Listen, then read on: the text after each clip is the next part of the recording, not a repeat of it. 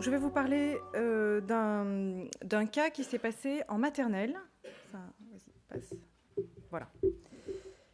Alors je vous demande de regarder attentivement ces photos, parce que nous sommes dans une classe de moyenne section de maternelle, et là, vous voyez l'âge de ces enfants. Imprégnez-vous de ces images pour bien vous mettre en tête ce que c'est qu'un enfant de 4 ans. Un enfant de 4 ans n'a pas de désir sexuel, bien sûr, puisqu'il n'a pas d'hormones sexuelles. La puberté n'a pas encore eu lieu, elle va commencer entre 10 et 12 ans pour les filles et 12-14 ans pour les garçons. Et voilà, là, ce sont des enfants de 4 ans. Arthur a donc 4 ans, il est en moyenne section dans une école d'un quartier classique, sans trop d'histoire, une classe par niveau, donc une petite école bien sympathique. Et puis, entre octobre donc, et novembre, ses parents, sa nourrice, remarquent un changement de comportement. En fait, il frappe, il ne va pas très bien, il ne veut plus aller à l'école. Alors, des enfants de 4 ans qui ne veulent plus aller à l'école, je pense que vous en connaissez aussi. Ils n'ont pas tous été victimes ni de coups ni de violences sexuelles, mais il n'empêche que ce petit garçon qui aimait l'école, d'un coup, ne veut plus y aller. Et en fait, il parle d'un fameux Bastien qui lui donne des coups de poing, qui le tape, qui le frappe, qui le rabaisse sans arrêt. Et dans les rabaissements qu'il entend, c'est du type tu pues des fesses, tes parents ils t'aiment pas, t'es un bébé, tu fais pipi au lit, ils vont te mettre une couche, ils vont te mettre dans une cage. Et Arthur commence à se demander, mais est-ce que c'est bien vrai tout ça? Et si Bastien lui dit ça, c'est parce qu'il est son ami, c'est ce qu'il lui dit. C'est parce que je suis ton ami, c'est pour ton bien que je te frappe et que je te rabaisse sans arrêt. Là, il y a quand même quelque chose qui...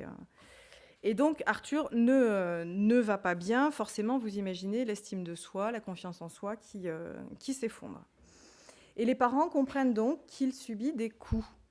Hein, c'est ça, ce sont des violences, on parle de violences physiques, de violences même morales.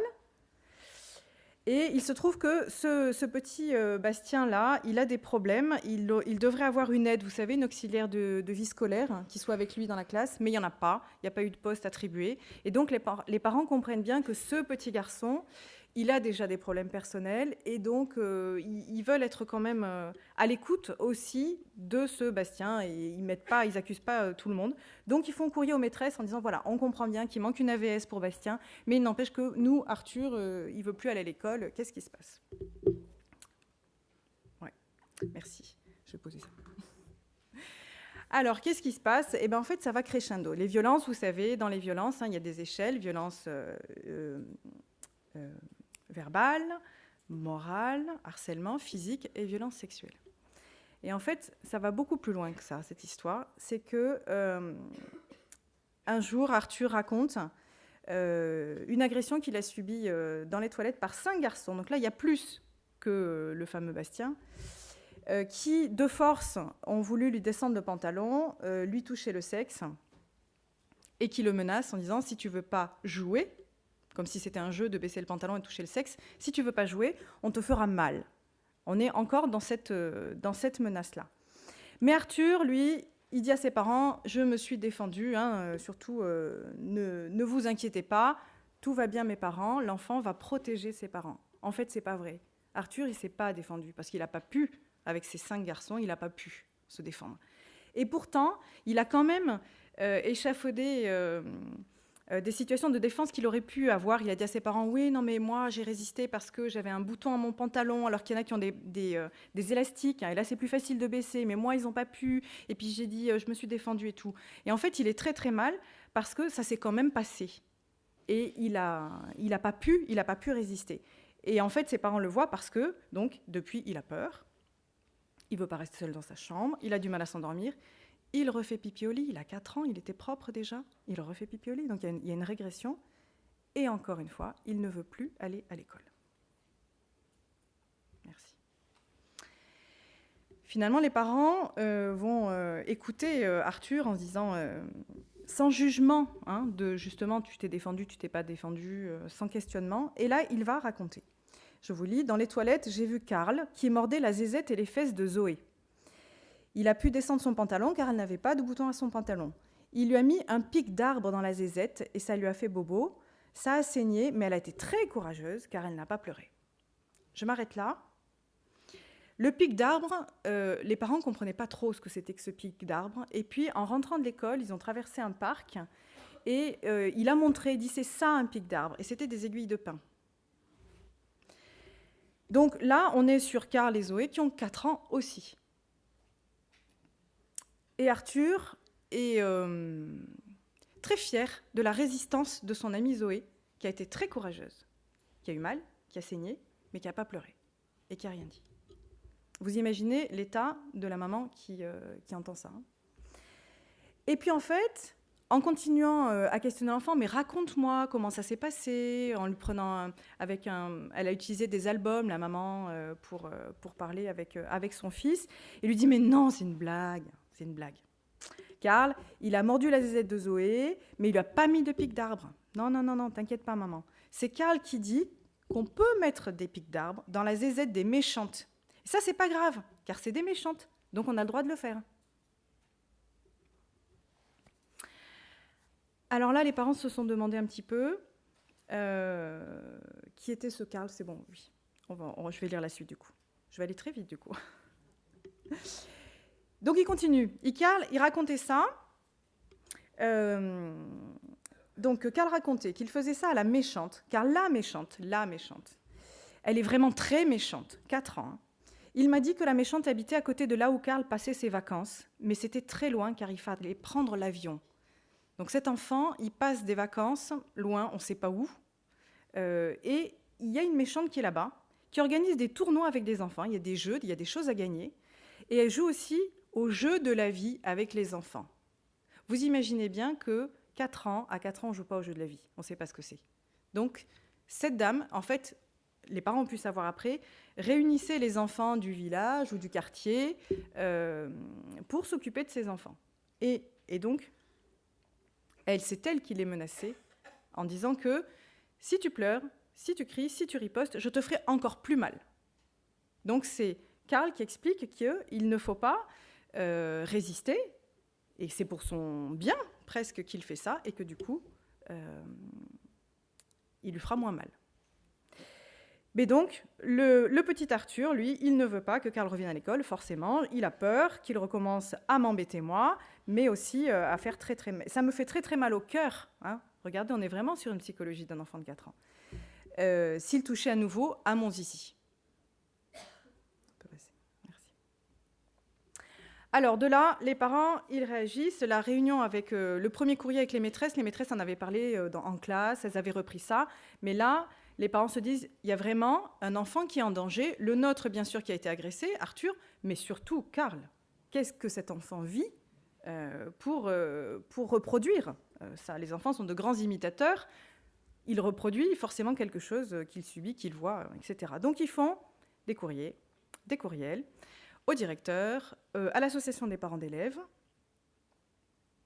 j'en oublie pas. Et donc, ils finissent par faire une lettre recommandée au directeur qui entend, parce que ce qui se passe, c'est qu'on est dans un contexte Vigipirate, donc les parents ne peuvent pas aller voir à l'entrée de l'école les maîtresses, le directeur, c'est compliqué. Donc voilà, ils formalisent comme ça, ils se disent, on va mettre par écrit vraiment les faits que les faits. Le courrier, je l'ai, j'ai pas le temps de vous le lire, il est vraiment bien fait, celui des parents. Et donc, le directeur estime que le problème doit être géré par l'école, il ne veut pas d'intervenants extérieurs, parce qu'en fait, les parents proposent qu'une association, en l'occurrence la nôtre, SVS, Stop aux violences sexuelles, intervienne dans l'école. Le directeur ne veut pas. Il ne veut pas non plus informer sa hiérarchie, il dit on va se débrouiller tout seul. Voilà. Et au bout d'un moment, le directeur commence à dire oui, mais vous exagérez les faits, enfin ça va. D'ailleurs, votre fils, au début, il avait dit que Zoé, elle avait eu un pic d'arbre dans la zézette, et en fait, c'est pas vrai. Donc vous exagérez, vous écoutez trop votre enfant. La présidente, elle, de l'association des parents d'élèves, elle leur dit, oui, mais attention, le petit Karl, en fait, il a été adopté, alors il ne faudrait quand même pas stigmatiser, on va aller doucement. Alors, entre Bastien, qui avait besoin d'une AVS, et Karl, dans des situations particulières, on va y aller quand même doucement. Et donc, la proposition qui est faite de l'association de parents d'élèves, c'est de payer, de faire venir une conteuse qui était déjà intervenue dans l'école pour un peu apaiser le climat et temporiser tout ça. La famille de la petite fille, donc de Zoé, n'a pas été avertie par le directeur des révélations qu'Arthur avait faites. C'est les parents d'Arthur qui ont fini par aller voir les parents de Zoé pour le lui dire, parce que sinon, rien n'aurait été fait. Quant à la famille de Karl, elle ne sait rien de ce qui s'est passé et de ce que fait subir. Et finalement, le directeur propose une réunion avec tout le monde. Donc, directeur, enseignant, parents d'élèves, association des parents d'élèves représentants. Donc là, non, s'il vous plaît. Trop tard. Là, c'est top parce que ça veut dire que le directeur prend la mesure des choses, il réunit tout le monde pour pouvoir en parler, mettre les choses à plat. Donc la famille est très contente, elle a été entendue, elle va pouvoir exposer, elle va pouvoir redire que son but, ce n'est pas d'envoyer Karl en prison, c'est pas du tout ça, il y a un enfant qui est en danger, eux s'occupent du leur, mais qu'est-ce qu'on fait pour les autres? Là, c'est extraordinaire. La conclusion de cette réunion, c'est que le directeur met brutalement fin à la réunion. Et voilà ce qui se passe. Tadam.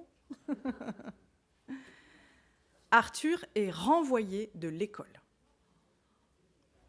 Donc on a le courrier. Le directeur explique à la famille que puisque c'est comme ça, ils seront certainement mieux dans un autre établissement. Voilà la réponse. Double peine, on en a pas mal parlé. La double peine, c'est que les parents paient un suivi pour Arthur, qui a quand même subi des agressions sexuelles et qui, du coup, entre dans un parcours de réparation. Les parents étaient, vous imaginez, complètement bouleversés, retournés par la situation. Et comme le directeur n'avait pas informé sa hiérarchie, ce sont eux qui prennent le téléphone et qui appellent l'inspecteur d'académie. Et qui dit bon, d'accord, j'entends, d'accord, très bien. Et puis Arthur est retiré de l'école parce que vous imaginez bien, le directeur ne veut plus de lui de toute façon, dit aux parents de trouver une autre école en cours d'année.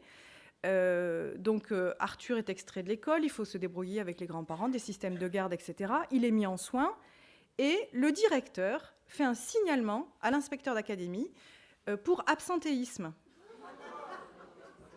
Bah oui, pendant 21 jours, il n'est pas allé à l'école.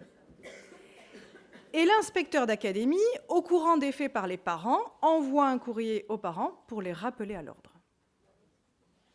L'enfant n'est pas à l'école.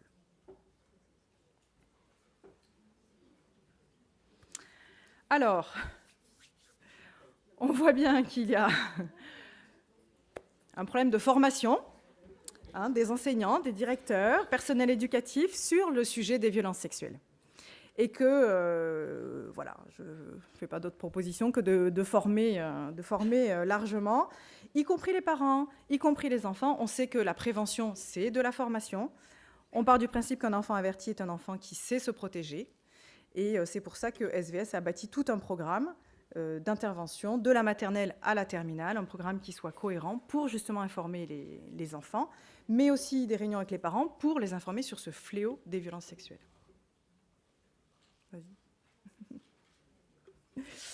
Quant au signalement, on en a un petit peu parlé tout à l'heure dans les questions qu'il y a eu. En tant que travailleur social, on nous apprend qu'il faut faire une lettre au procureur de la République. Alors on a les CRIP, les cellules régionales d'information préoccupante, recueil d'informations préoccupantes, le 119, l'ASE, l'aide sociale à l'enfance, l'éducation nationale quand ça passe par la hiérarchie.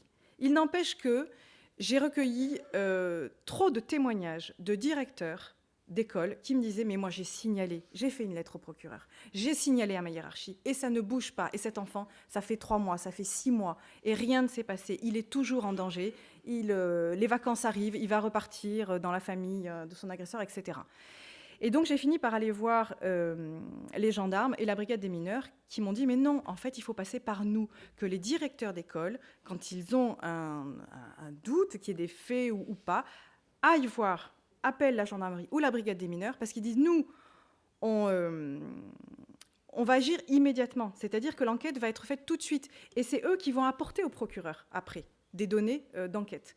Alors que la lettre au procureur, ça passe par un bureau qui va décortiquer tous les courriers que le procureur reçoit, et ça prend beaucoup de temps. Donc, on vous l'a dit tout à l'heure, les brigades des mineurs sont formées pour, c'est vrai qu'il y a des réductions, de budget, de personnel, etc. Mais n'empêche qu'eux font directement une enquête et après vont voir le procureur en disant « nous, on a des billes ». Oui. Merci. Merci Stéphanie. On voit qu'il y a encore du travail à faire.